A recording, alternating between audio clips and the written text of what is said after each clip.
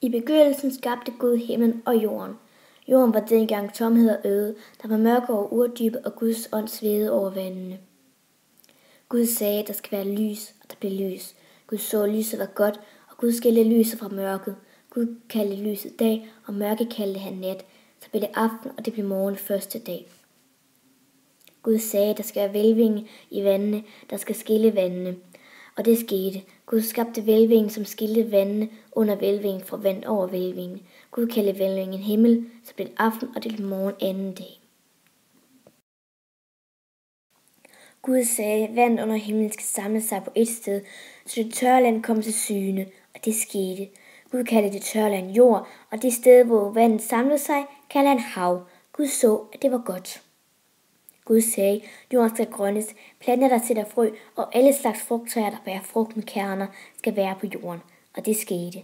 Jorden frembragte grønt, alle slags planter, der sætter frø, og alle slags træer, der bærer frugt med kerner. Gud så, at det var godt. Så blev det aften, og det blev morgen tredje dag. Gud sagde, der skal være lys på himmelhvælvingen til at skille dag fra nat. De skal tjenes som tegn til at fastsætte festtider, dage og år. Og der skal være lys på himmelhvælvingen til at oplyse jorden, og det skete.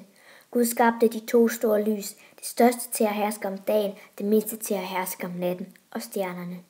Gud satte det på himmelhvælvingen til at oplyse jorden, til at herske om dagen og om natten, og til at skille lys fra mørke. Gud så, at det var godt. Så blev det aften, og det blev morgen fjerde dag.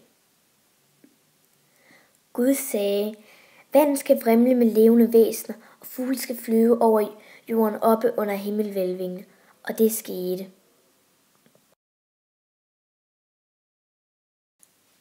Gud skabte de store havdyr og alle slags levende væsener, der rører sig og vrimler i vandet. Gud skabte alle slags vingede fugle. Gud så, at det var godt. Og Gud velsignede dem og sagde, bliv frugtbare og talrige og opfyld vandet i havene, og fuglene skal blive talrige på jorden. Så blev det aften, og det blev morgen femte dag. Gud sagde, jorden skal frembringe alle slags levende væsener, kvæg, krybdyr og alle slags vilde dyr, og det skete. Gud skabte alle slags vilde dyr, alle slags kvæg og alle slags krybdyr. Gud så, at det var godt. Gud sagde, lad os skabe mennesker i vort billede, så det ligner os. De skal herske over havets fisk, himlens fugle, kvæget, alle de vilde dyr og alle krybdyr, der kryber på jorden. Gud skabte mennesket i sit billede. I Guds billede skabte han det. Som mand og kvinde skabte han dem. Og Gud velsignede dem og sagde til dem, bliv frugtbare og talrige, opfyld jorden og underlægge den. Hersk over havets fisk, himlens fugle og alle dyr, der rører sig på jorden. Gud sagde, det giver jeg jer alle planter, der sætter frø på hele jorden, og alle træer, der bærer frugt med kerne.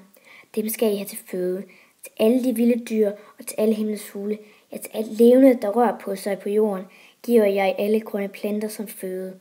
Og det skete.